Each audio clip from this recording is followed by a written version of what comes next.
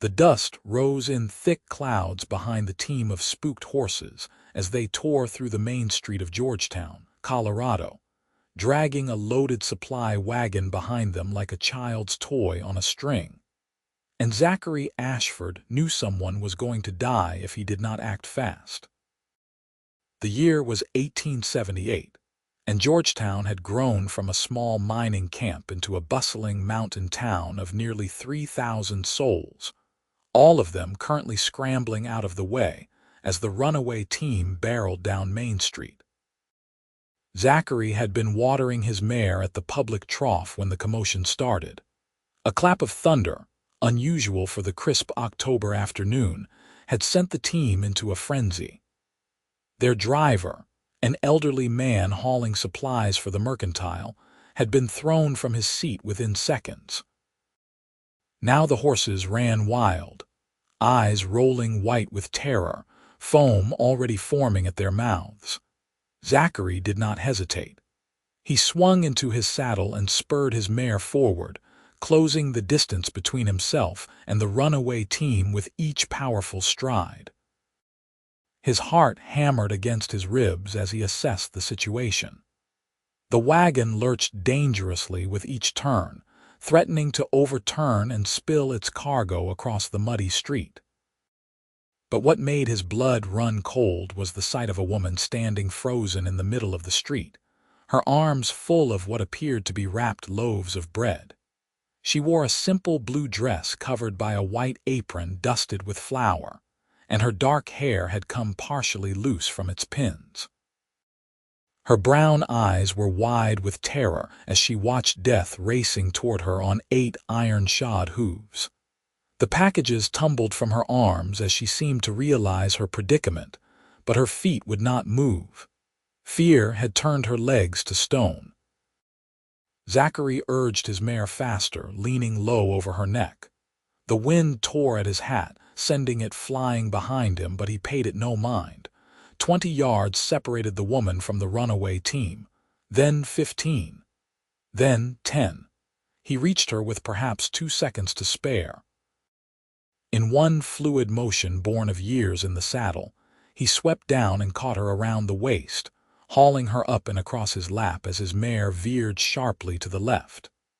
The runaway team thundered past so close that he felt the heat from their bodies and heard their panicked breathing. The woman in his arms let out a strangled cry and buried her face against his chest.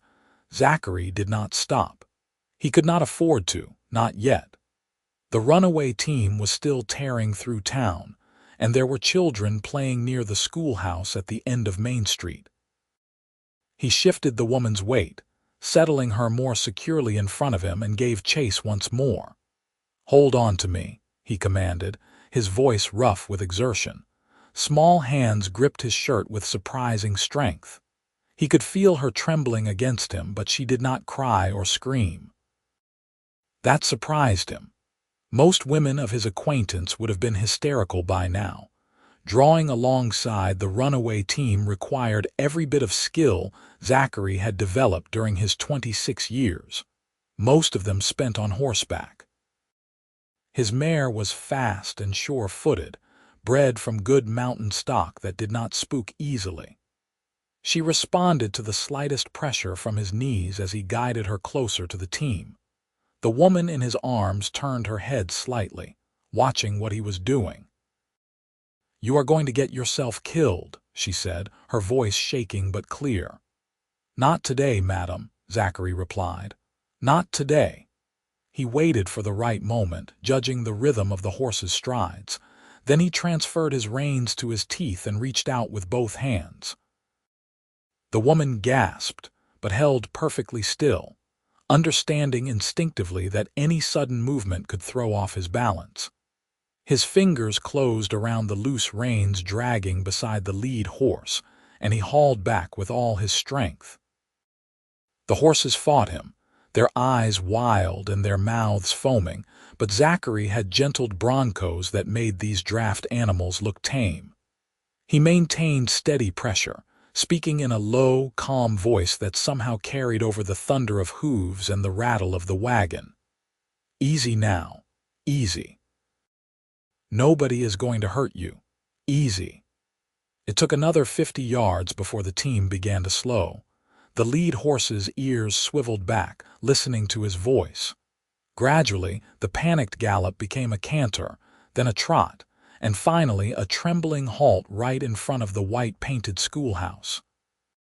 Several children had gathered at the windows, their faces pressed against the glass, but they were safe. Zachary sat for a moment, his chest heaving, the woman still cradled against him. Now that the immediate danger had passed, he became acutely aware of her presence. She smelled of cinnamon and vanilla, the scents of her trade. Her hair, a rich chestnut brown, brushed against his jaw. He could feel her heart racing against his ribs, matching the rhythm of his own. "Are you hurt?" he asked, finally finding his voice. She pulled back slightly to look up at him, and Zachary found himself staring into the most extraordinary eyes he had ever seen. They were brown, yes, but flecked with gold that caught the afternoon sunlight. Her face was flushed, whether from fear or exertion he could not tell, and a smudge of flour marked her left cheek.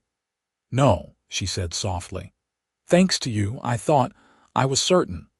"Do not think about what might have happened," Zachary said, his voice gentler than he had intended.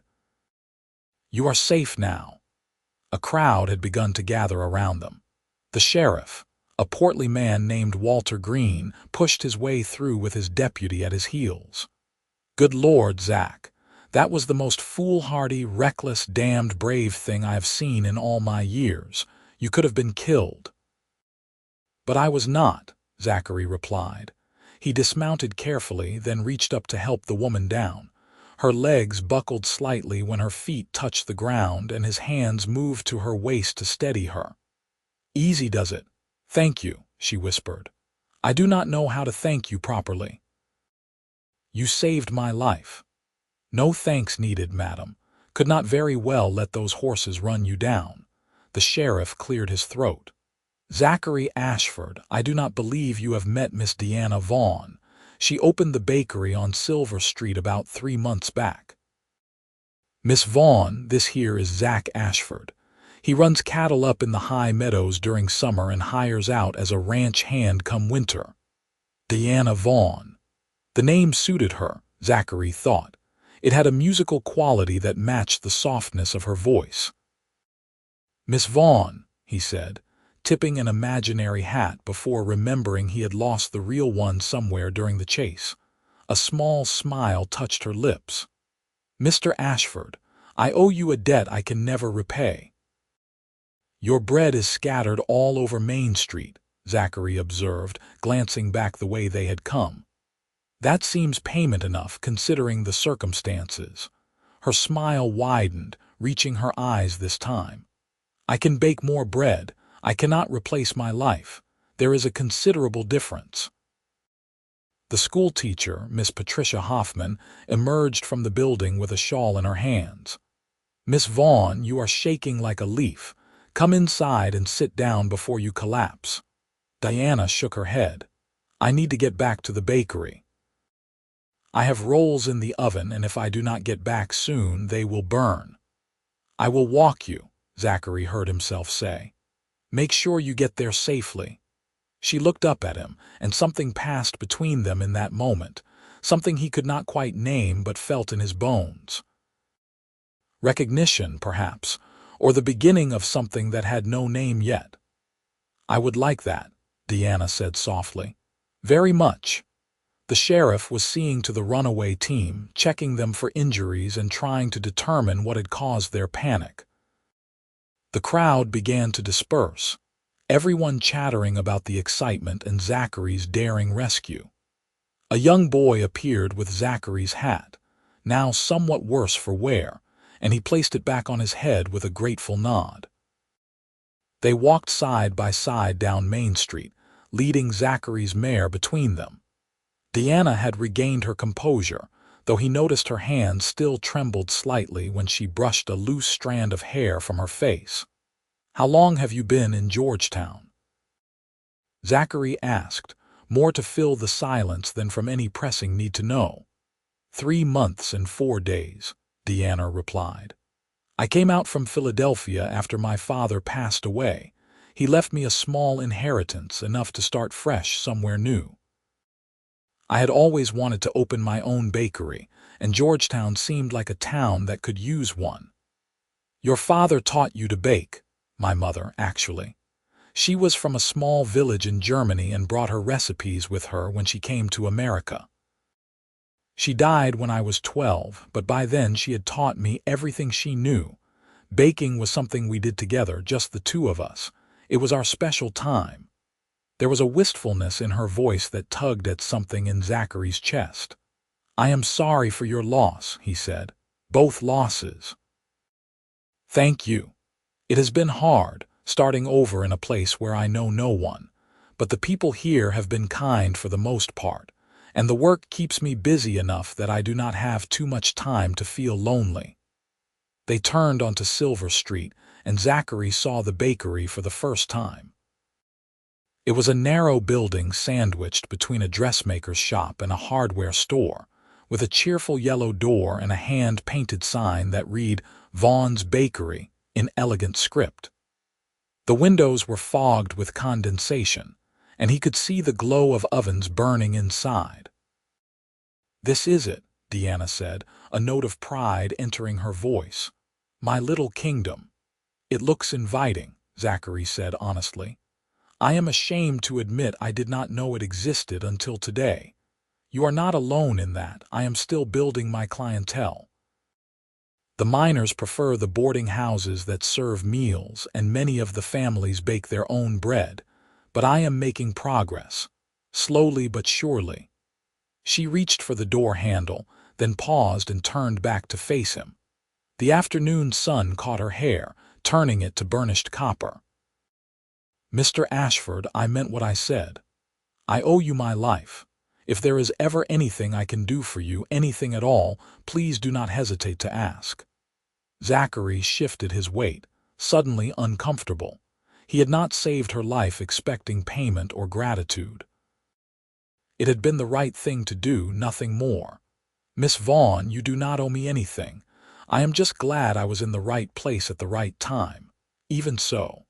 She held his gaze, her brown eyes serious. I have been waiting for someone like you. The words hung in the air between them, weighted with meaning Zachary did not fully understand. Someone like me, he repeated. Diana's cheeks flushed and she looked down at her flour-dusted hands. Someone good, someone brave. Someone who does the right thing without expecting reward or recognition. That kind of person is rare, Mr. Ashford, rarer than gold in these mountains. Before he could formulate a response, she hurried inside, the yellow door swinging shut behind her. Zachary stood there for a long moment, his mare's reins in his hand, trying to make sense of what had just happened. He had saved a woman from runaway horses. That was all. Simple, straightforward, the action of any decent man. So why did he feel as though something fundamental had shifted in his world? The smell of burning bread drifted out through the bakery windows, followed by Diana's muffled curse. Zachary found himself grinning as he swung back into the saddle. She was spirited, that was certain. And beautiful in a way that had nothing to do with regular features or fashionable clothes. There was something about her that drew him, something he wanted to explore further. He rode back to the boarding house where he kept a room during the winter months, his mind already planning when he might visit the bakery again. Not tomorrow, he decided. That would seem too eager, but perhaps the day after. A man had to eat bread after all. It was practically a necessity. The boarding house was run by a widow named Mrs. Martha Chen, a Chinese woman whose husband had worked the mines until a cave-in took him 10 years prior. She had turned their small home into a boarding house to support herself and her daughter, and she ran it with quiet efficiency. Zachary had been staying there for 3 winters now and had come to appreciate Mrs. Chen's no-nonsense approach to life. "You are late for supper," Mrs. Chen said as he entered through the kitchen door, and covered in dust. What have you been doing? Saving a baker from runaway horses, Zachary replied, hanging his hat on the peg by the door. Mrs. Chen's eyebrows rose. Is that so? This baker have a name, Miss Deanna Vaughn.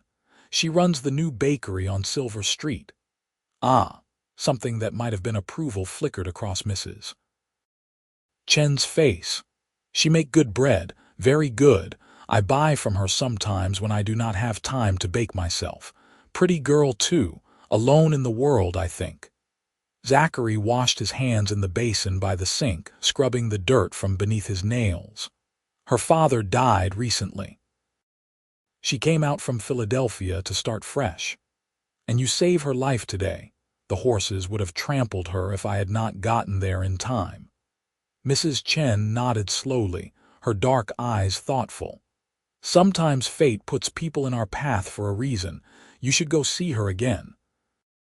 Make sure she recover from the shock. I was thinking I might stop by her bakery in a day or two, buy some bread. Good, but do not wait too long. A woman like that will not stay unattached for long in a town full of lonely miners and cowboys. The thought bothered Zachary more than it should have. He had known Deanna Vaughn for all of perhaps 20 minutes. He had no claim on her, no right to feel possessive. And yet the idea of some other man courting her, taking her to church socials, making her smile the way she had smiled at him, left a sour taste in his mouth. He ate supper with the other boarders, a quiet meal of beef stew and cornbread, but his thoughts kept drifting back to Silver Street and the yellow door of the bakery. He wondered if Deanna was still there, if she had managed to save her rolls from burning, if her hands had stopped trembling. He wondered what she was thinking about as darkness fell over Georgetown, and the temperature dropped with the characteristic swiftness of mountain evenings. That night, Zachary dreamed of brown eyes flecked with gold, and the scent of cinnamon and vanilla. He woke before dawn, as was his habit, and lay in bed watching the sky lighten beyond his window. He had work to do today. Bill Henderson, who owned one of the larger ranches outside town, had hired him to help repair some fencing damaged in a recent windstorm. It would be hard physical labor that would occupy his hands and leave him too tired to think by evening. But it did not stop him from thinking about Deanna Vaughn. He worked through the morning and into the afternoon, driving posts into the rocky ground and stringing fresh barbed wire between them. Bill Henderson was a fair man who paid his workers well and did not skimp on meals. They broke for lunch under the shade of a cottonwood tree, eating cold chicken and biscuits while Bill's cattle grazed in the near distance. "Heard you played hero yesterday," Bill said, tearing off a chunk of bread. "Sheriff Green was telling everyone at the saloon last night about how you saved that baker woman from being trampled."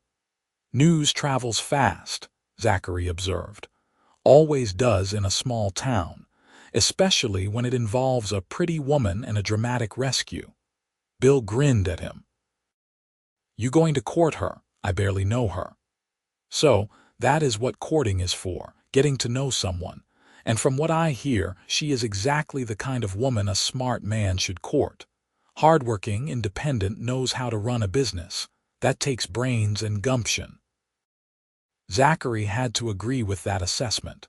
Opening a bakery in a new town, with no family or friends to support her, showed considerable courage. "Maybe I will pay her a visit," he admitted. "Maybe you should. A woman like that would make a good wife for a man looking to settle down." The word wife sent an unexpected jolt through Zachary. He had never thought much about marriage. His life had been one of movement and temporary employment, following the work from ranch to ranch, staying in boarding houses and bunkhouses. He owned very little beyond his horse, his saddle, and the clothes on his back. What did he have to offer a woman like Deanna Vaughn? They finished the fencing as the sun began its descent toward the peaks of the Rockies. Bill paid him in silver dollars that clinked heavily in Zachary's pocket as he rode back toward Georgetown. The town was settling into its evening rhythm, with lamplight beginning to glow in windows and the sound of a piano drifting from one of the saloons. Zachary found himself turning onto Silver Street almost without conscious thought. The bakery was still open, light spilling from its windows onto the dusty street. Through the glass, he could see Deanna moving about inside, taking loaves from the oven with practiced efficiency.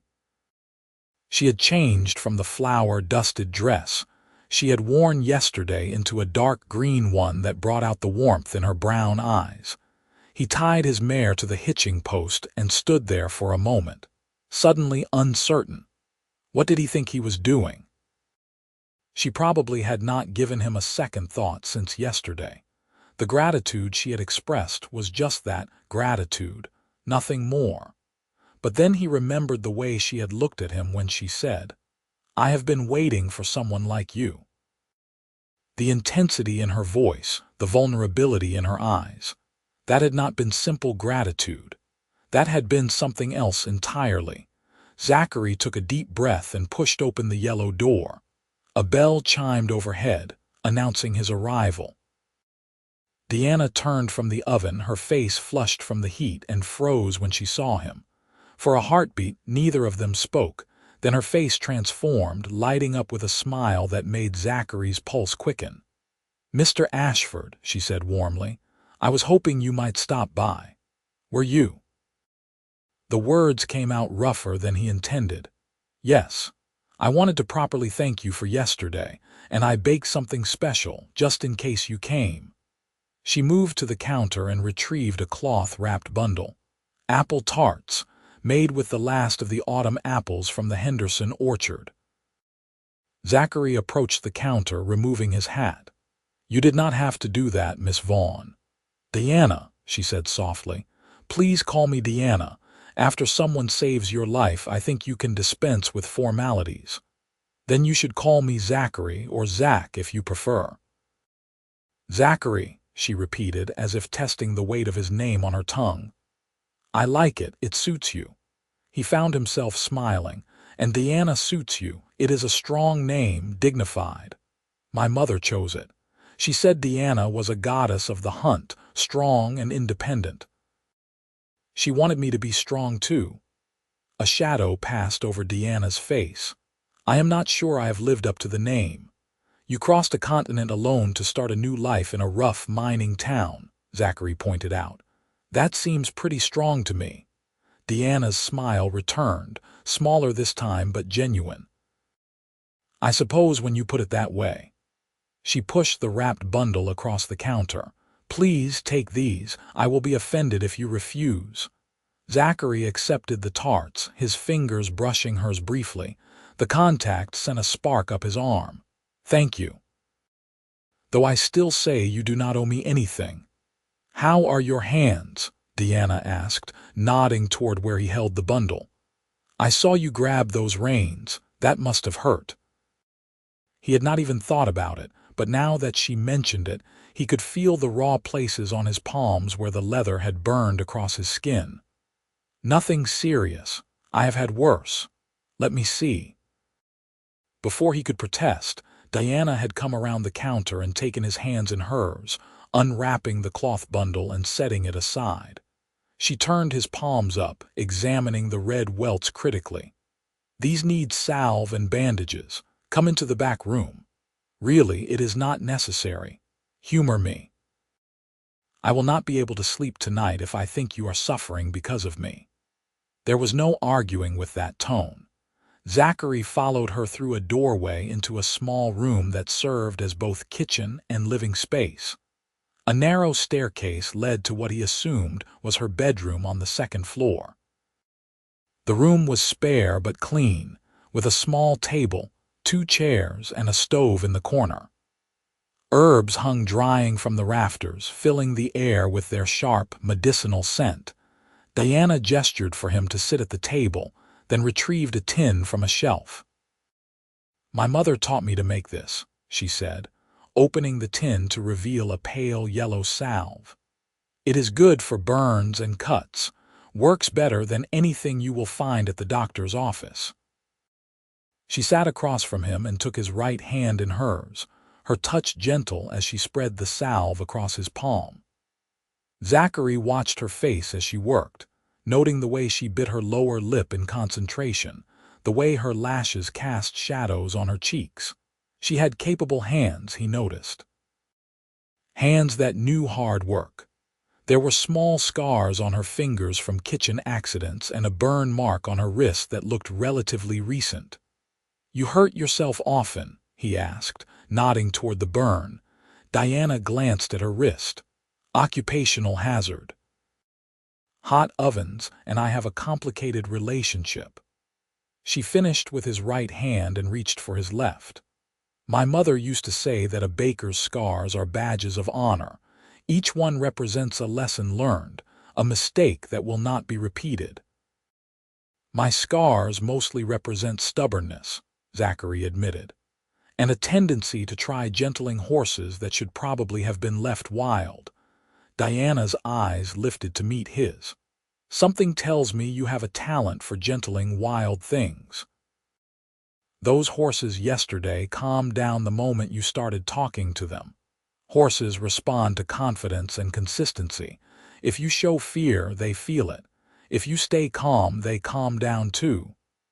"Is it the same with people?" The question surprised him. "I have never thought about it, but I suppose so.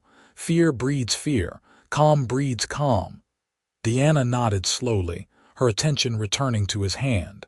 She wrapped both palms with soft bandages, tying them off with neat, efficient knots. "There. That should heal in a few days. Try to keep them dry if you can." "Thank you." Zachary flexed his fingers, testing the bandages.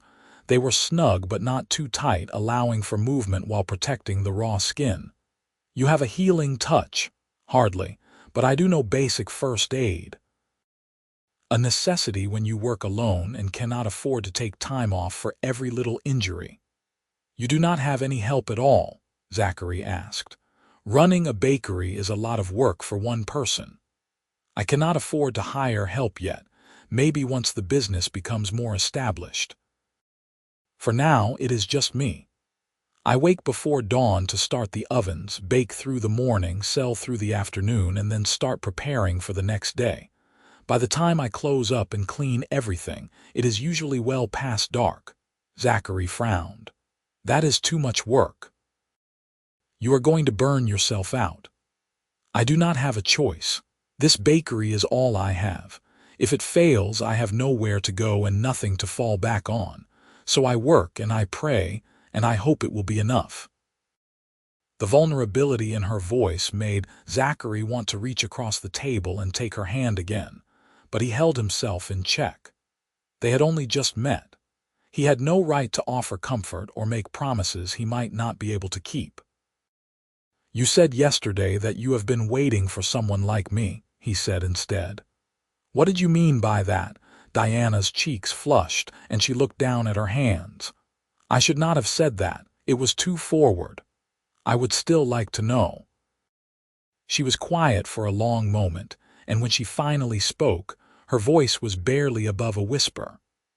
"When I left Philadelphia, I was running from something. Not just the grief of losing my father, though that was part of it. I was running from a life that felt too small, too predetermined. My father had a business partner who expected me to marry his son. It was all arranged, settled, as though I had no say in my own future. Frederick was a nice enough man, I suppose, but he did not see me. He saw an arrangement, a merger of families and businesses. There was no passion, no real connection." She lifted her eyes to meet his. "When you pulled me off that street yesterday, when you held me safe while you chased down those horses, I felt something I had never felt with Frederick. I felt seen. I felt protected. Not because I am weak or helpless, but because you are the kind of man who protects people. It is in your nature. And I realize that is what I have been waiting for. Not someone to complete me or define me, but someone whose nature complements my own. Zachary's heart hammered in his chest. You got all that from one moment, Deanna smiled, a hint of sadness in her eyes. Sometimes one moment is all it takes to recognize what you have been searching for. He wanted to tell her that he had felt it too, that something about her called to him in a way he could not explain or ignore. But the words stuck in his throat, held back by years of moving from place to place, never putting down roots or forming attachments. What did he have to offer a woman who had risked everything to build a life for herself? I should go, he said, standing abruptly. It is getting late and you probably have work to do. Disappointment flickered across Deanna's face, but she stood as well, smoothing down her apron. Of course. Thank you for stopping by, and please let me know if those bandages need changing. Zachary retrieved his bundle of apple tarts from the counter, acutely aware of Deanna watching him from the doorway to the back room. Thank you for these, and for tending my hands. You are welcome. He reached the yellow door and paused with his hand on the handle. Without turning around, he said, Deanna. Yes. Would you like to have supper with me tomorrow evening? There is a restaurant on Main Street that serves decent food, nothing fancy but respectable. The silence stretched for so long that Zachary thought he had made a terrible mistake. Then he heard her soft reply, I would like that very much. Relief flooded through him. I will come by at 6 o'clock if that suits you. 6 o'clock is perfect. Zachary stepped out into the evening air, which had grown cold enough to see his breath. The mountains rose dark against the star-filled sky, their peaks still dusted with the snow that would soon blanket the valley. Winter was coming, as it always did, but for the first time in years, Zachary found himself looking forward to the cold months ahead instead of dreading them. Mrs. Chen was waiting in the kitchen when he returned to the boarding house. She took one look at his face and smiled knowingly. You saw the baker girl, I did. And I am taking her to supper tomorrow evening. Mrs. Chen nodded in satisfaction. Good, that is very good.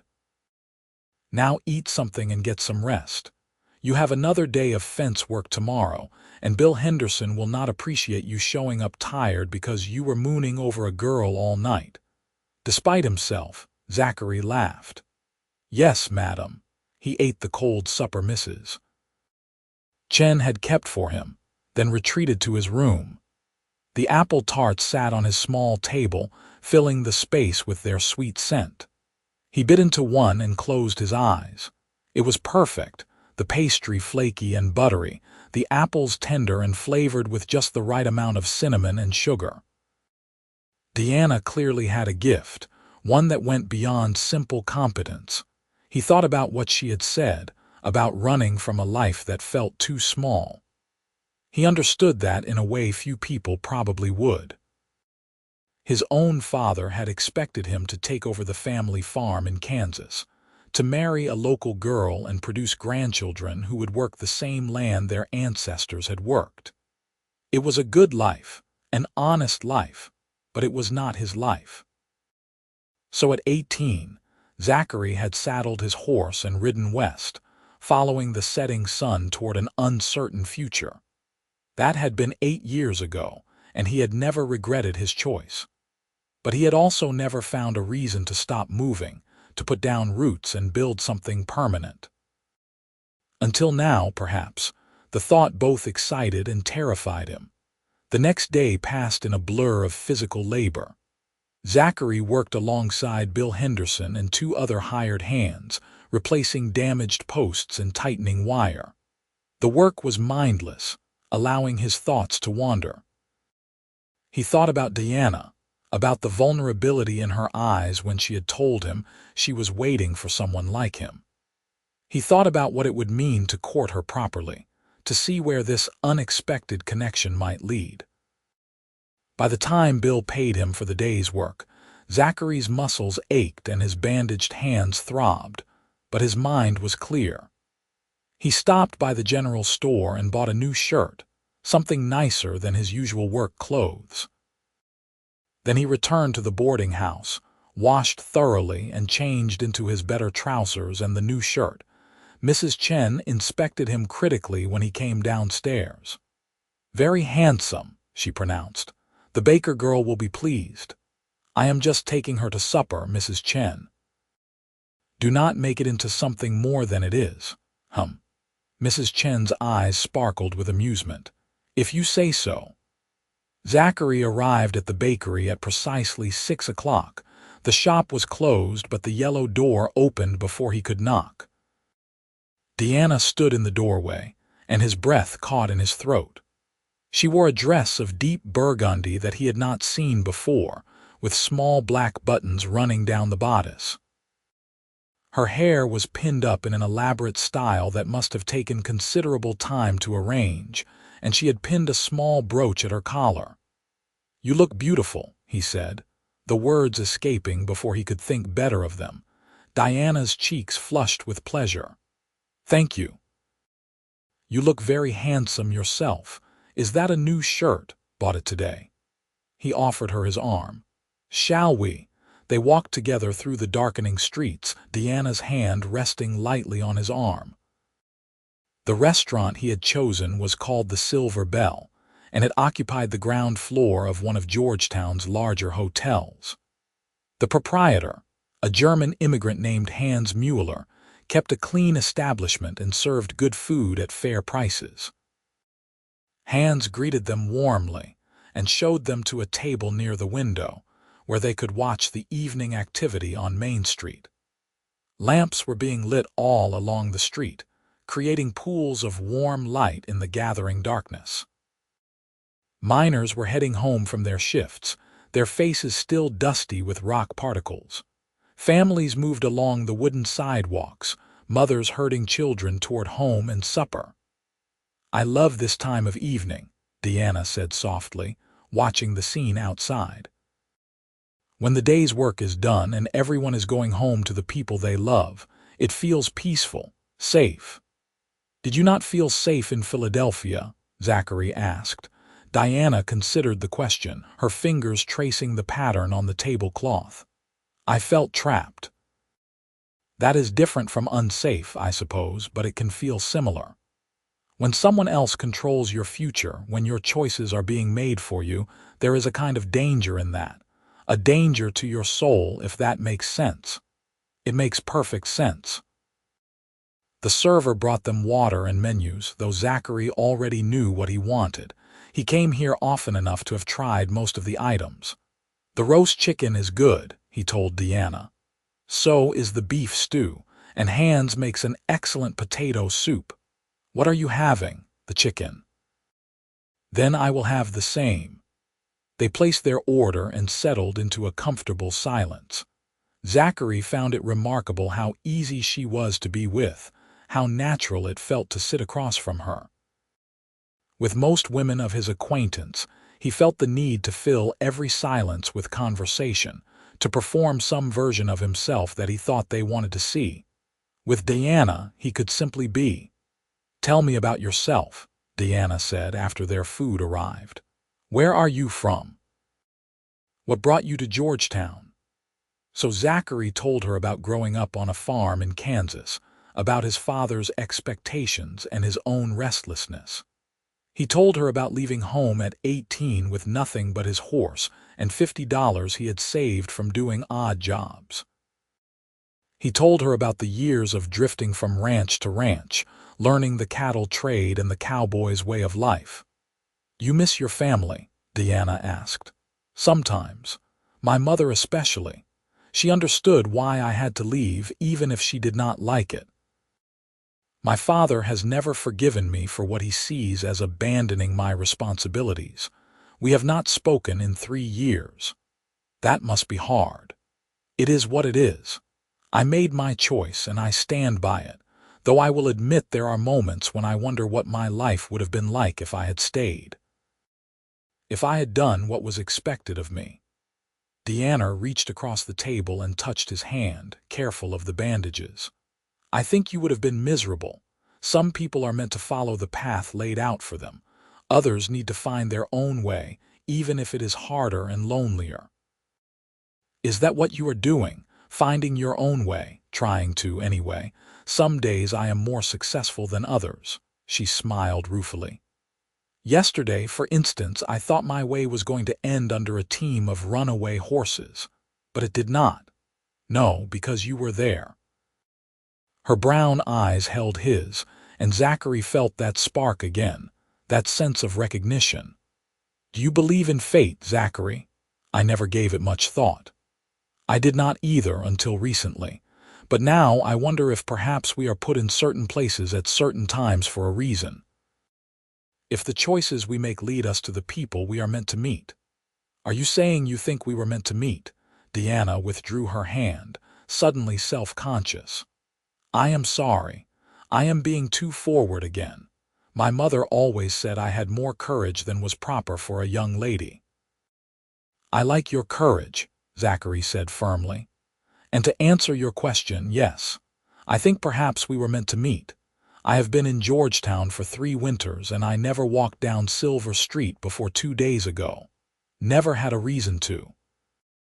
But something made me water my horse at that particular trough at that particular moment. Call it fate or providence or simple chance, but I am grateful for it. Diana's smile was radiant. So am I. They finished their meal talking about lighter things. Deanna told him about learning to bake from her mother, about the special bread they had made together for holidays and celebrations. Zachary told her about breaking his first bronco, about the satisfaction of earning the trust of a wild creature. The conversation flowed easily, punctuated by laughter and comfortable silences. When they finally left the restaurant, the streets had grown quiet. Most respectable people were home for the evening, though light and noise still spilled from the saloons. Zachary walked Deanna back to the bakery, reluctant for the evening to end. They stood outside the yellow door, and Deanna looked up at him, her face pale in the moonlight. Thank you for tonight. I had a wonderful time. So did I. Would you like to do it again? Yes, very much. Zachary wanted to kiss her. The desire was so strong it almost overwhelmed his sense of propriety.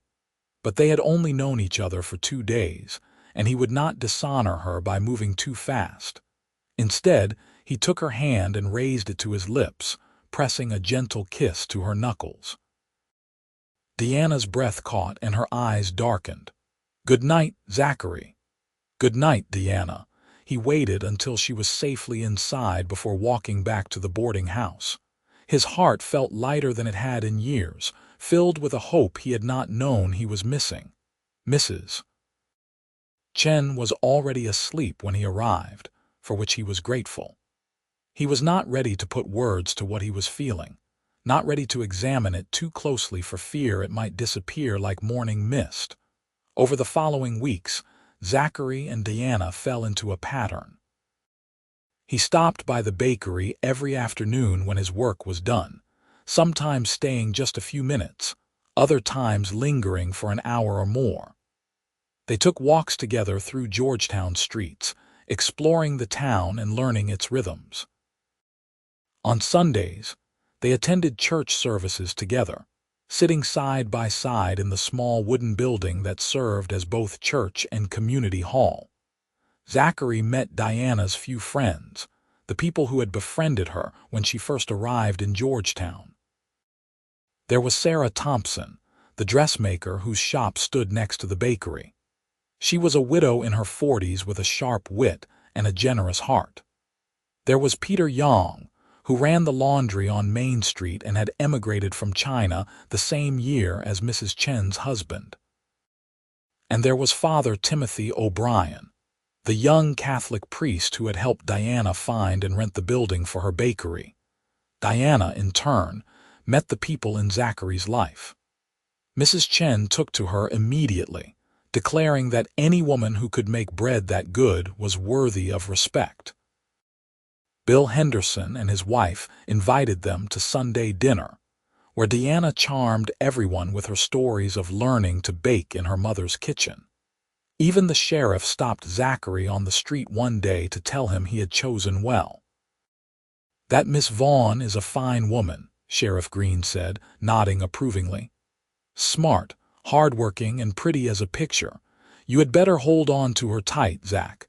There are plenty of men in this town who would court her if given half a chance."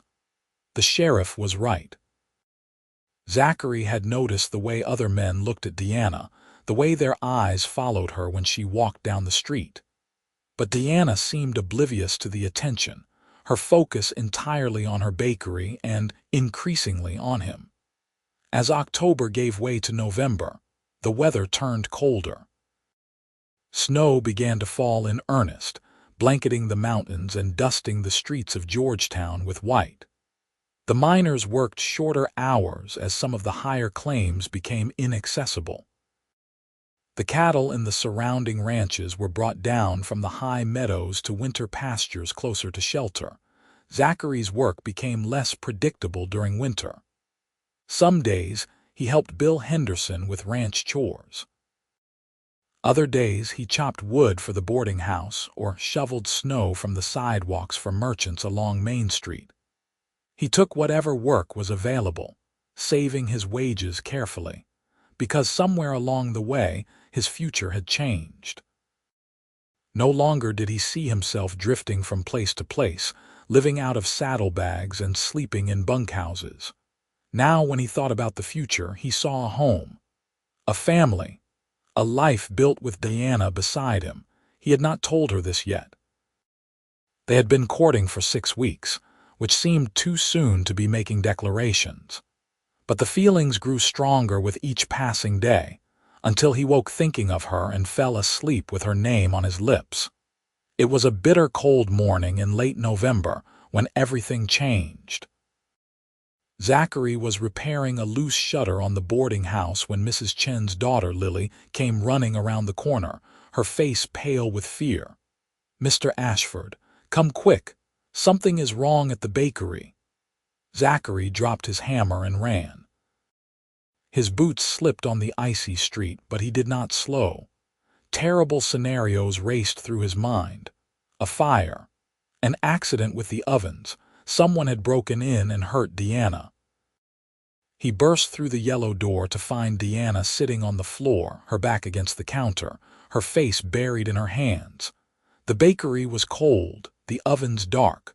Loaves of unbaked dough sat rising in their pans, forgotten. Deanna. He dropped to his knees beside her, his hands on her shoulders. "What happened? Are you hurt?" She looked up at him, and his heart broke at what he saw in her eyes. Despair, defeat, the kind of hopelessness that came from losing everything. "A letter came this morning," she whispered. "From Philadelphia, from Frederick's father." Ice formed in Zachary's stomach. What did it say? My father did not just have a business partner. He had a business partner he owed a significant debt to. A debt I inherited when he died. Frederick's father is calling it in. He wants $5,000 or he is taking me to court. He says if I cannot pay, the judge will force me to sell everything to settle the debt. Her voice cracked. And if that is not enough, he has suggested an alternative arrangement. I can marry Frederick and the debt will be forgiven as part of my dowry. Fury burned through Zachary, hot and fierce. "He cannot do that. You are not property to be bargained over." "He can do it," Deanna said dully. "I signed papers when my father died, accepting responsibility for his estate. I did not understand what I was signing. I thought I was just claiming my inheritance." But the lawyer who handled everything was Frederick's uncle. He made sure I would be tied to them. There has to be a way to fight this. With what? I have maybe $200 saved. The bakery is worth something, but not nearly enough. And even if I sold it, even if I gave them every penny I have, it would not be enough. She looked at him, and tears spilled down her cheeks. "I am going to lose everything, Zachary. Everything I have worked for. And then I am going to have to go back and marry a man I do not love, because what other choice do I have? You have me." The words came out fierce, determined. I will not let you go back there. I will not let them force you into a marriage you do not want. You cannot stop them. No one can." Zachary stood and began pacing, his mind racing. $5,000. It might as well have been $5 million. He had maybe $300 saved from his work over the past few years. Bill Henderson was a generous employer, but not wealthy enough to loan that kind of money. The bank would never give a loan to a drifter with no collateral, but there was one possibility. One desperate, dangerous possibility. "How long do you have?" he asked. "The letter says I have until the end of December to pay or accept his terms. 6 weeks. 6 weeks. Zachary's mind calculated rapidly. It was possible, just barely possible if he was willing to risk everything. "I need you to trust me," he said, kneeling before her again. "Can you do that?" Diana searched his face. "What are you going to do?" "Something I swore I would never do. But for you I will break that vow." He took her hands in his. "I am going home to Kansas to ask my father for help." "No." Diana shook her head vehemently. "You said you have not spoken to him in 3 years. You said he never forgave you for leaving." "I know what I said. But he is a wealthy man. He can afford to loan me $5,000, and he will if I agree to his terms." "What terms?" Zachary hesitated, knowing what he was about to say would hurt her. "He will want me to come home, to take over the farm, to live the life he always planned for me." Diana pulled her hands away. "Then I cannot let you do it. I will not be responsible for you giving up your freedom, your dreams, just to save me from giving up mine. That is not fair. That is not right. Nothing about this situation is fair or right, but I am not giving up anything I care about. Do you not see that yet?" He cupped her face in his hands, forcing her to meet his eyes. "You are what I care about. You are my dream now. If I have to spend the rest of my life farming wheat in Kansas, I can live with that. But I cannot live with you being forced to marry another man. I cannot live knowing I did not do everything in my power to prevent that." "Zachary." His name on her lips was a plea and a prayer. "I love you, Diana. I know it is too soon and I have no right to say it, but I love you. I have loved you since the moment I pulled you off that street. No, before that. I loved you from the first instant I saw you standing there, frozen with fear but refusing to run. You are the bravest, strongest, most remarkable woman I have ever known, and I will move heaven and earth to keep you safe."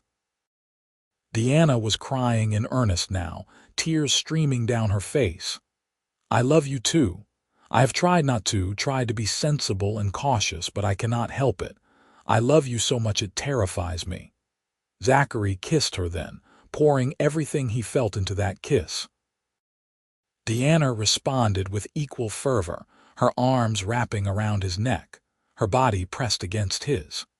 They knelt together on the cold floor of the bakery, holding each other as though they could fuse into one being through sheer force of will. When they finally broke apart, both were breathing hard. Zachary rested his forehead against hers. "I am leaving today. The train to Kansas City runs this afternoon. From there, I can catch a coach to my father's farm. If I am lucky, I will be back within 2 weeks with the money you need.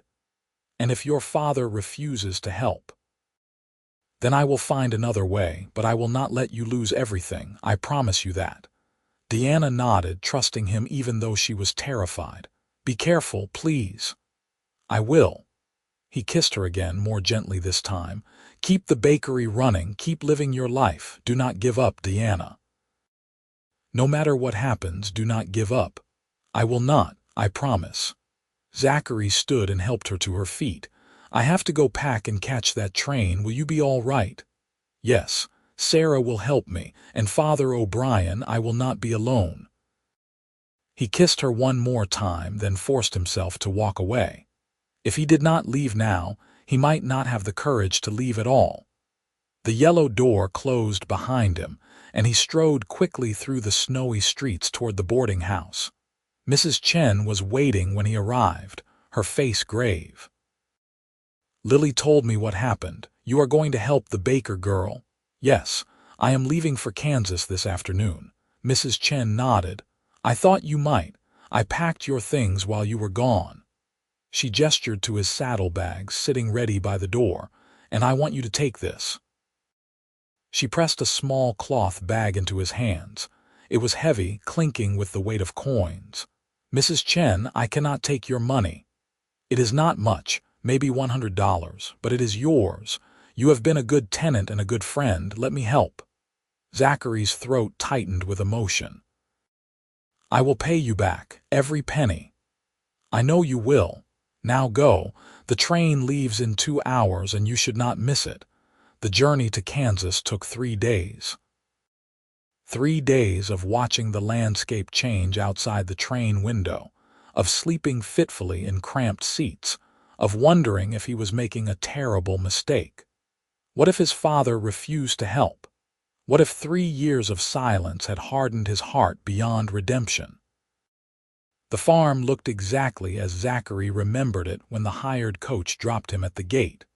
Rolling fields of stubble stretched toward the horizon, the wheat long since harvested. The house stood solid and square, smoke rising from its chimney. The barn needed a new coat of paint, but otherwise everything was well maintained. His hands shook as he walked up the dirt road toward the house. He had played in these fields as a boy, learned to ride on the gentle mare his father had bought when Zachary turned 6. This land held his history, his roots, and he had left it all behind without a backward glance. His mother answered his knock, and her face transformed from curiosity to shock to joy in the span of a heartbeat. "Zachary! Oh, my boy, my boy!" She threw her arms around him, and Zachary held her tight, breathing in the familiar scent of lavender soap. "Hello, Ma. Let me look at you." She pulled back, her hands framing his face. "You have gotten thinner in these hands." She examined his bandaged palms, which were nearly healed but still wrapped for protection. "What have you been doing to yourself?" "Working, Ma. Living." "Come inside. You must be exhausted. Have you eaten?" "Of course you have not. Sit down and I will make you something." "Ma, I need to talk to Pa." His mother's face fell. "He is in the barn checking on the animals. Zachary, you should know he has not softened. He is still angry you left. I know, but I have to try." He found his father exactly where his mother said he would be, mucking out stalls. Samuel Ashford was 53 years old, tall and lean from a lifetime of hard work.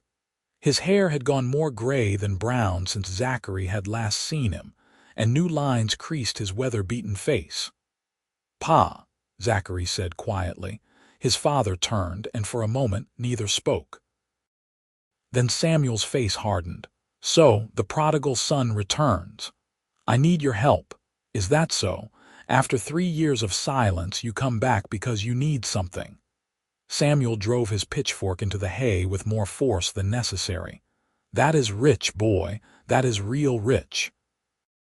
I know I have no right to ask. I know you are angry and you have every reason to be, but I am not asking for myself. I am asking for someone else, someone I love." That got his father's attention. "You are married." "No, but I want to be. There is a woman in Georgetown, Colorado. Her name is Deanna. She runs a bakery and she is kind and brave and everything good in this world. But she is in trouble, Pa. She inherited a debt she did not know about, and if she cannot pay it, she is going to lose everything, including her freedom." Samuel studied his son's face. "What kind of debt?" $5,000. Her father's business partner is demanding payment, and if she cannot pay, he is going to force her to marry his son to settle it. "And you want me to give you $5,000 to save this woman? Loan me the money. I will pay back every penny with interest. It might take years, but I will do it." "How?" "By hiring yourself out as a ranch hand. You will never make that kind of money doing odd jobs." Zachary took a deep breath. "I will come home. I will take over the farm just like you always wanted." I will settle down, get married, give you grandchildren. Everything you asked me to do 3 years ago, I will do now." His father's eyebrows rose. "You would give up your freedom for this woman, in a heartbeat." Samuel set down his pitchfork and leaned against the stall door, considering. "Your mother has missed you," he said finally. "This house has been too quiet without you. I have missed her too. And you, Pa, though I know you do not believe that. I believe you love this woman. I can see it in your face, but I need to know something. Are you coming back because you want to, or because you feel you have to?" It was a fair question, and Zachary considered it carefully before answering. "A month ago I would have said I was being forced, but now, I think maybe it is time I stopped running. I left here because I thought the farm was a cage, but maybe I was wrong. Maybe home is not a cage if you are with the people you love." Samuel was quiet for a long time. Then he said, "I was too hard on you. Your mother told me that after you left, but I was too stubborn to listen. I thought if I just waited long enough, you would realize you were wrong and come back on your own. But you did not come back, and I missed you, son. I missed you more than I knew how to say." Zachary's vision blurred with tears. "I am sorry, Pa, for leaving the way I did, for not writing, for making you worry.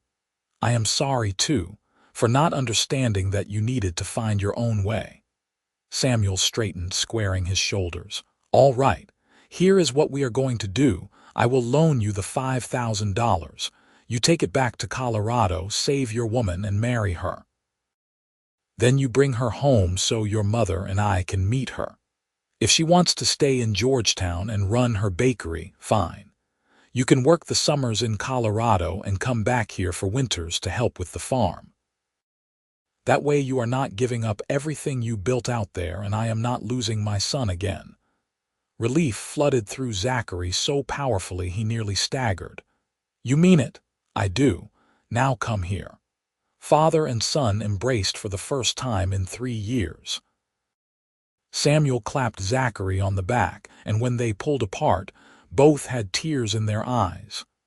"Let us go tell your mother," Samuel said. "She has been praying for this day since the moment you left." Zachary spent 2 days at the farm, reconnecting with his parents and preparing for the return journey. His mother insisted on packing food for the trip and made him promise to bring Diana for a visit as soon as possible. His father wrote out a check for $5,000, folding it carefully into an envelope. "You take care of that girl," Samuel said as they said goodbye at the train station. "Any woman who can inspire this kind of devotion is worth keeping." "I will, Pa, I promise." The journey back to Georgetown felt shorter than the journey to Kansas, perhaps because hope made everything seem lighter. Zachary spent the hours planning his future with Deanna, imagining the life they would build together. Maybe they would split their time between Colorado and Kansas, as his father suggested. Or maybe they would stay in Georgetown year-round, and he would find permanent work at one of the ranches. The details did not matter. What mattered was that they would be together. He arrived in Georgetown on a cold December afternoon, 2 weeks to the day after he had left. Snow was falling gently, turning the town into something out of a fairy tale. Zachary went straight to the bakery, his heart pounding. The yellow door was locked, but he could see light inside. He knocked, and after a moment, Deanna appeared. Her face was thinner than he remembered, dark circles under her eyes speaking to sleepless nights. But when she saw him, her entire being lit up. She threw open the door and launched herself into his arms. Zachary caught her, spinning her around, laughing with pure joy. He set her down and kissed her, right there on Silver Street where anyone could see. He kissed her until they were both breathless and dizzy. "You came back," Deanna whispered against his lips. "I told you I would, and I brought this." He pulled the envelope from his coat pocket and pressed it into her hands. Deanna opened it, and her eyes widened as she saw the check. "Zachary, this is too much. This is more than $5,000. My father wanted to make sure there was extra in case there were any other surprises. We are going to pay off that debt, Deanna. All of it. And then you are going to keep your bakery and your freedom. But the cost. Your father will expect you to come home now to take over the farm. You will have to give up Colorado, give up the life you have built here. That is the beautiful part. I do not have to give up anything. My father suggested a compromise. We split our time between here and Kansas. Summers in Colorado, winters in Kansas helping with the farm. That way we both get what we want. Deanna searched his face. We. Zachary dropped to one knee right there in the doorway, taking her hand in his. Deanna Vaughn, I know we have only known each other for 2 months. I know this is fast and probably crazy. But I love you with everything I am, and I want to spend the rest of my life with you.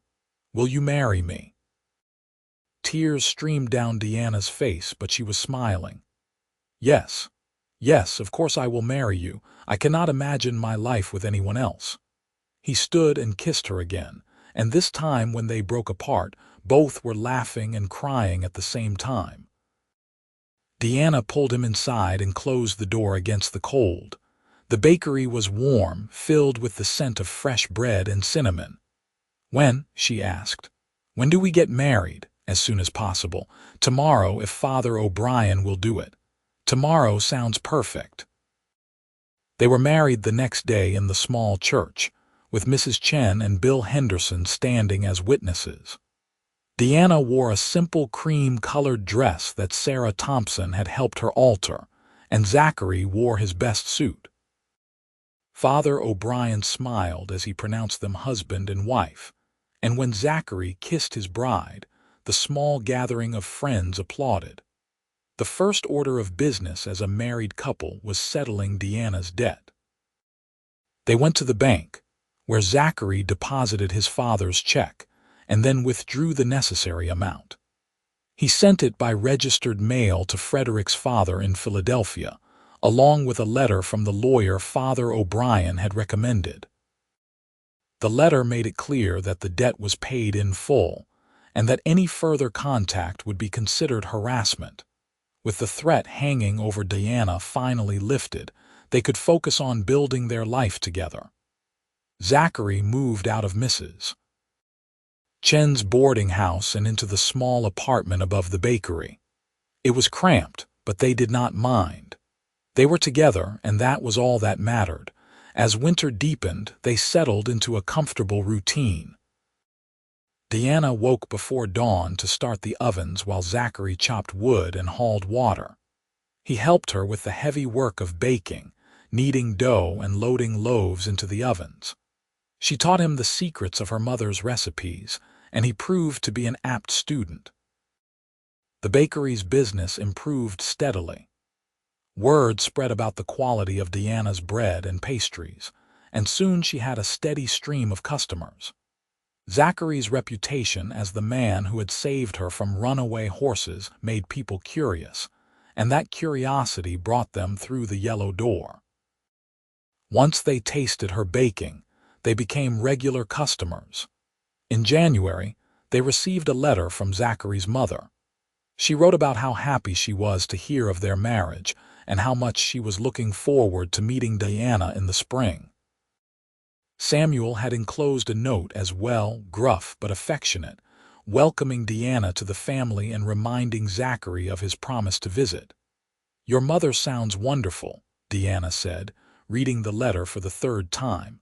"I hope I can live up to her expectations." "You already have. She loved you from the moment I told her about you. Trust me, the hard part was convincing my father. Winning over my mother will be easy." They made plans to travel to Kansas in late April after the spring rush of Easter baking was done. That would give Deanna time to teach Sarah Thompson how to run the bakery in her absence, ensuring the business would not suffer during their trip. As the weeks passed, Zachary found himself happier than he had ever been.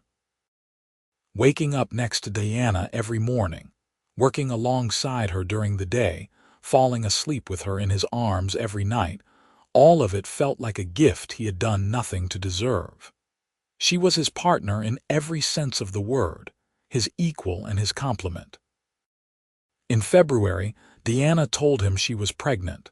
They were lying in bed, watching snow fall past the window, when she took his hand and placed it on her still flat stomach. "There is someone new who wants to meet you," she said softly. It took Zachary a moment to understand. When he did, joy exploded through him. "You are sure?" "As sure as I can be. I have missed 2 cycles now, and I have been sick every morning. Mrs. Chen says those are definite signs." Zachary rolled over and gathered her into his arms, being careful not to hold her too tight. "A baby. We are going to have a baby."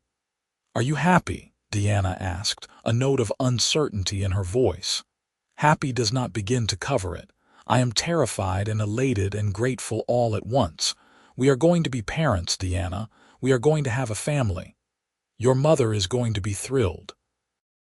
She is finally getting the grandchild she has been waiting for." They wrote to Kansas immediately, sharing the news. The reply came by return post. Zachary's mother had filled 3 pages with excitement and advice, and even his father had added a congratulatory note. They insisted that Deanna and Zachary come for an extended visit in the summer, so Deanna could rest and prepare for the baby's arrival in October. The spring passed in a blur of work and planning.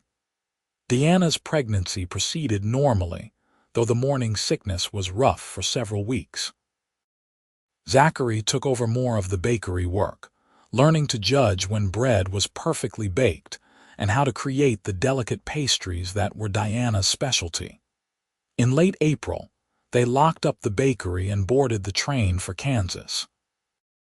Sarah Thompson promised to watch over the building and forward any important mail. Father O'Brien blessed them before they left, making the sign of the cross over Diana's gently swelling belly. Samuel and Beatrice Ashford were waiting at the train station when they arrived. Beatrice took one look at Deanna and opened her arms. "Welcome home, daughter." Deanna walked into those arms and started crying. She had been so afraid that Zachary's parents would judge her, would find her wanting. But Beatrice held her with genuine warmth, patting her back and murmuring reassurances. Samuel shook Zachary's hand, then pulled him into a rough embrace. "Good to have you home, son, and with such a beautiful bride. You did well." The visit stretched from weeks into months. Deanna had been worried about leaving the bakery for so long, but Sarah sent letters assuring her that everything was fine.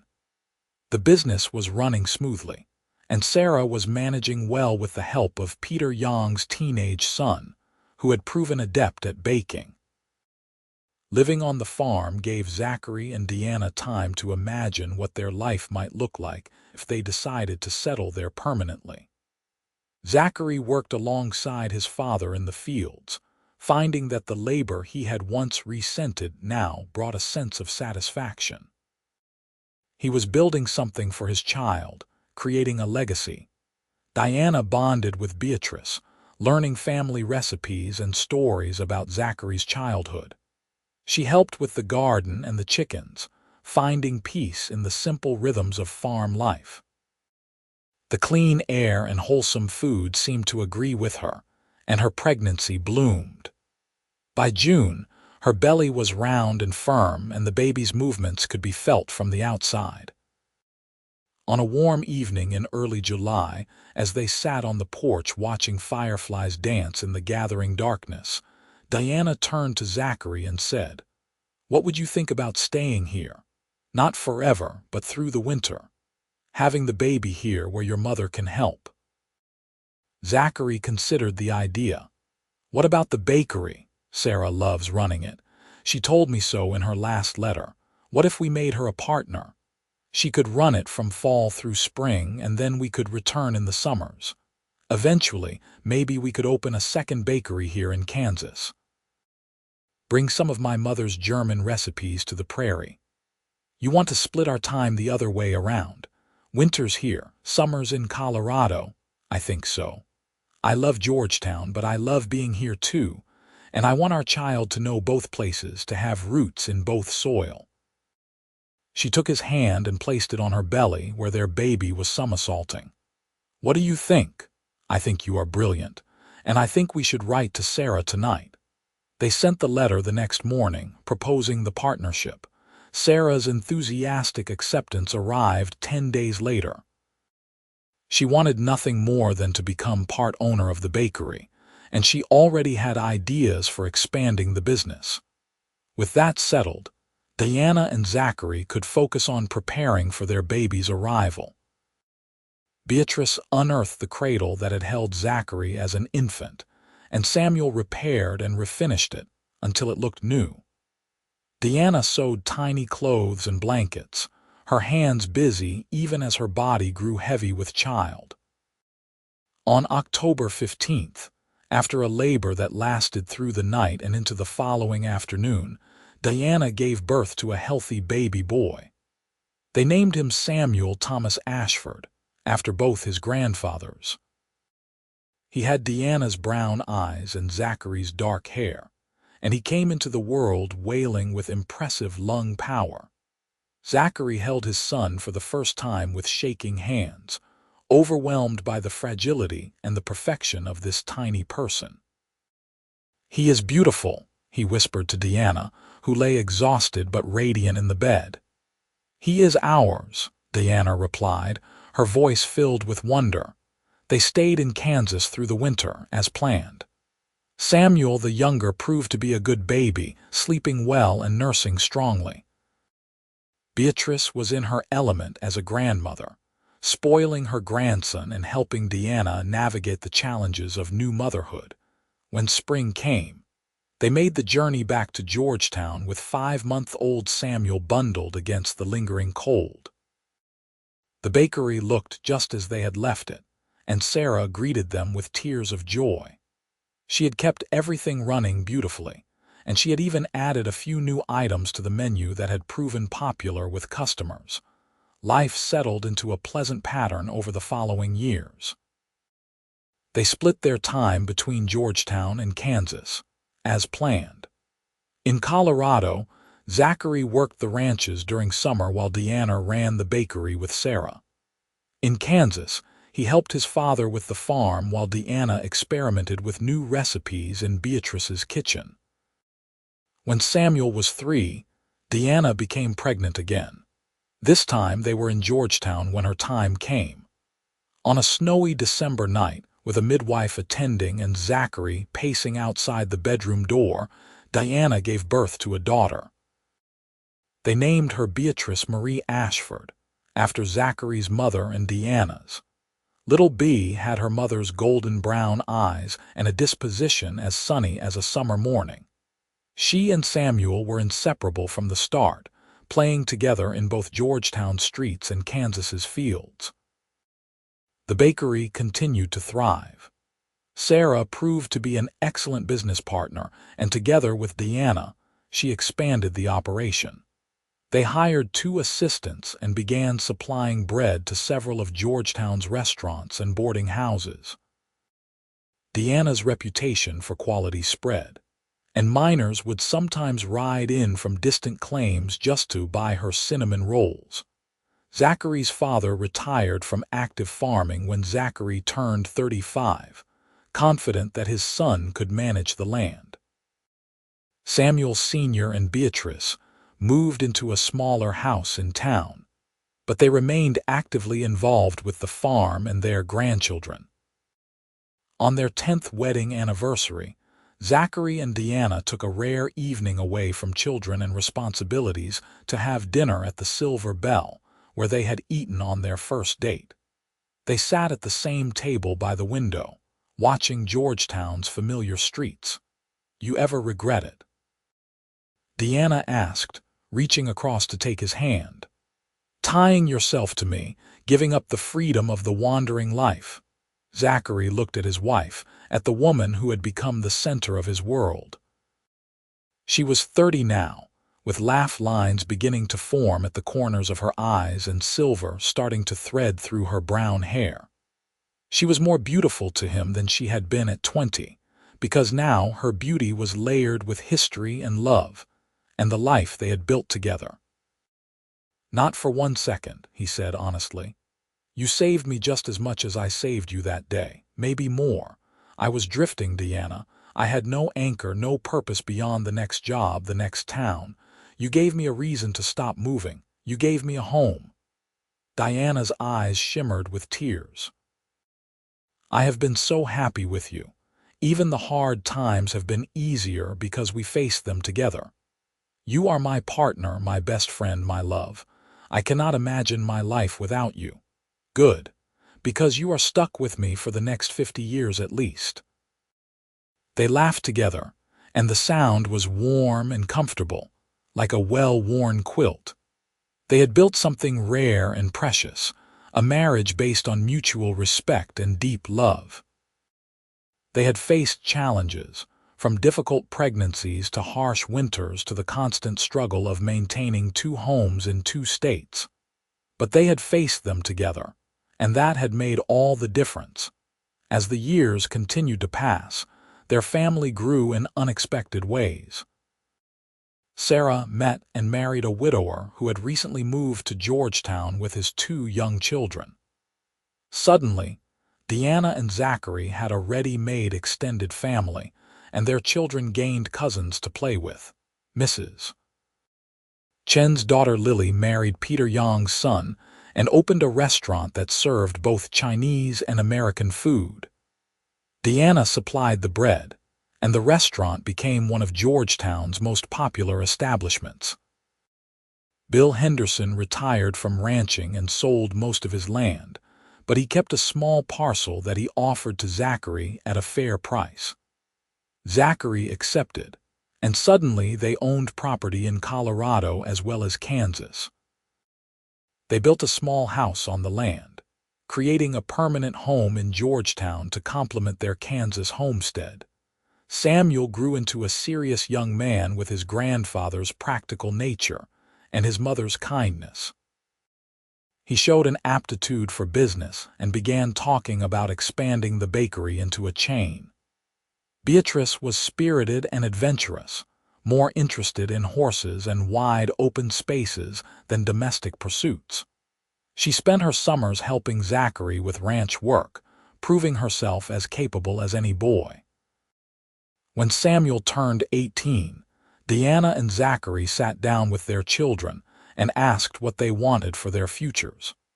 Samuel announced his intention to take over the bakery businesses in both Georgetown and Kansas, with plans to open additional locations. Beatrice, to no one's surprise, wanted to focus on ranching. "I want to breed horses," she said, her eyes bright with passion. "Good mountain stock that can handle Colorado's terrain. I have been learning from Bill Henderson, and he says I have a natural gift for it." Zachary and Diana looked at each other and smiled. Their children were finding their own paths, just as they had found theirs. It was everything they had hoped for. On their 20th wedding anniversary, Deanna surprised Zachary with a gift. It was a leather-bound book, and when he opened it, he found page after page of photographs and pressed flowers and written memories. "I have been making this for the past year," Deanna explained. "It is the story of us. From the day you saved me from those runaway horses to last week when Samuel made his first successful business deal. I wanted to capture it all, so we would never forget how lucky we have been." Zachary turned the pages slowly, seeing their life laid out in images and words. There was the bakery with its yellow door. There was the Kansas farm with Samuel Sr. standing proud in his fields. There were their children at various ages, growing from babies to young adults. There were friends and neighbors and all the people who had made their life rich and full. "This is incredible," he said, his voice thick with emotion. "This is our legacy. This is what we are leaving behind." "Not yet," Deanna said firmly. "We have many more years ahead of us, many more memories to make. But I wanted to start recording them now, while we can still remember all the details." They spent the evening going through the book together, remembering and laughing and occasionally crying. When they finally climbed into bed, they held each other close, grateful for every moment that had brought them to this place. As they drifted toward sleep, Deanna whispered, "Do you remember what I said to you that first day, after you saved me? You said you had been waiting for someone like me." I was right. I had been waiting my whole life, and I did not even know it, waiting for someone brave and good and true, waiting for someone who would see me for who I really was and love me anyway, waiting for you, Zachary Ashford. Zachary kissed her forehead. And I had been searching my whole life without knowing what I was searching for. I thought I was running from something, but I was really running toward something, toward you, toward this life we have built, toward home. They fell asleep wrapped in each other's arms as they had done for 20 years and would continue to do for many more. Outside, Georgetown slept under a blanket of stars, and somewhere in the distance, a train whistle blew. But inside the small house on the edge of town, all was peaceful and warm. The years that followed were full and rich. Samuel married a young woman he met at church in Kansas, and they had 3 children in quick succession. Beatrice took over the breeding operation on their Colorado property, developing a line of horses that became famous throughout the territory. She eventually married as well, to a cowboy who understood her independent spirit and shared her love of the land. Zachary and Deanna became grandparents 6 times over, and they loved watching their grandchildren grow and develop their own personalities. They split their time between Kansas and Colorado as always, though they began spending more time in Colorado as they aged. The mountain air seemed to suit them, keeping them active and healthy well into their 60s. Samuel Sr. passed away peacefully in his sleep at age 78, with Beatrice holding his hand. The funeral was held in Kansas, and 3 generations of Ashfords gathered to mourn and celebrate his life. Zachary spoke at the service, talking about reconciliation and forgiveness and the power of second chances. "My father and I wasted 3 years being stubborn and proud," Zachary said to the assembled mourners. "But in the end, love was stronger than pride. He helped me save the woman who became my wife, and in doing so, he saved me too. I will spend the rest of my life being grateful for that." Beatrice lived another 5 years after her husband's death, long enough to see her great-grandchildren born and to celebrate Zachary and Diana's 30th anniversary. When she passed, it was with the same quiet dignity that had characterized her life. The Kansas farm passed to Zachary and Deanna, though they leased most of the land to neighboring farmers. They kept the house, which had been in the Ashford family for 2 generations now, as a gathering place for family holidays and celebrations. As they entered their 70s, Zachary and Deanna began to slow down. They turned most of the business operations over to Samuel and his wife, though Deanna still liked to bake when her arthritis allowed it. Zachary still rode every day, checking on Beatrice's horse operation and helping with light ranch work.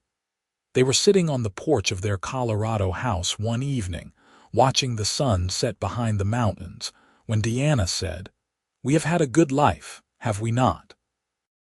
Zachary took her hand, his thumb tracing the familiar lines and calluses. "The best.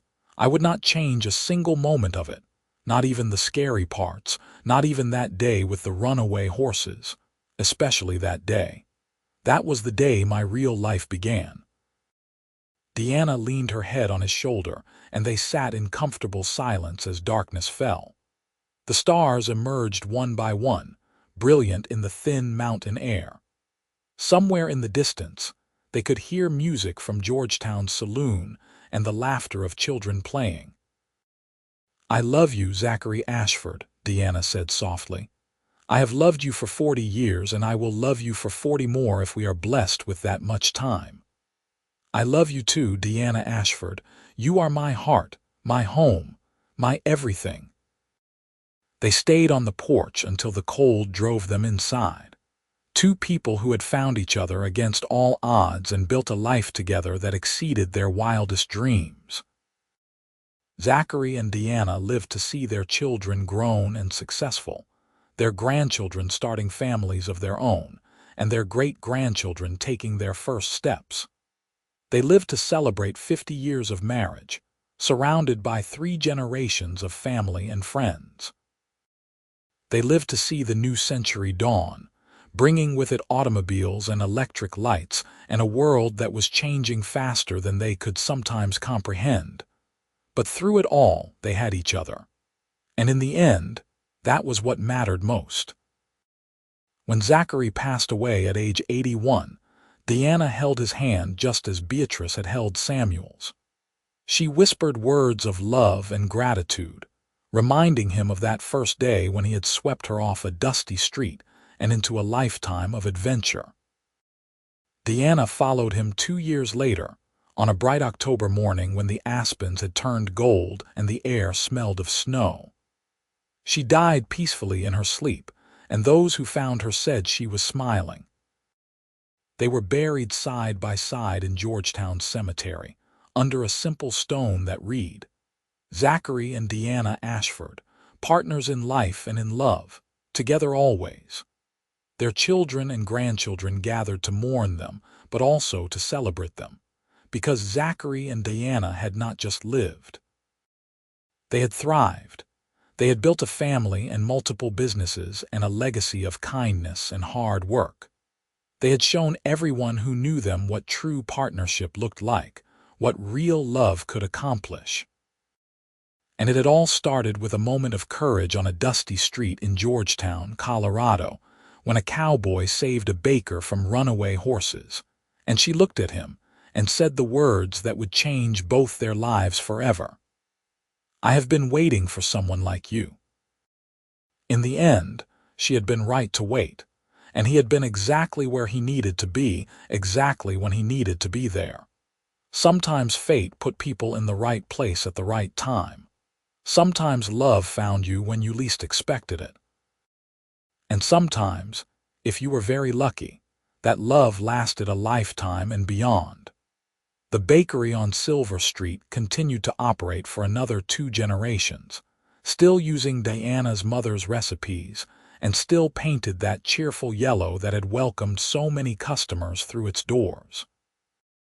The horses Beatrice bred became legendary throughout Colorado and beyond. The Kansas farm remained in the family, worked now by Zachary and Deanna's great-grandchildren. And in Georgetown, on quiet evenings when the wind blew down from the mountains, old-timers would sometimes tell the story of the cowboy who saved the baker from runaway horses and married her the very next day. Over the years, the story grew and changed, as stories do. But at its heart, it remained true. It was a story about courage and love, about second chances and new beginnings, about finding home in another person rather than a place. About 2 people who were brave enough to take a chance on each other and wise enough to hold on tight once they had found what they were looking for. It was, in short, a love story. The best kind, the kind that lasted,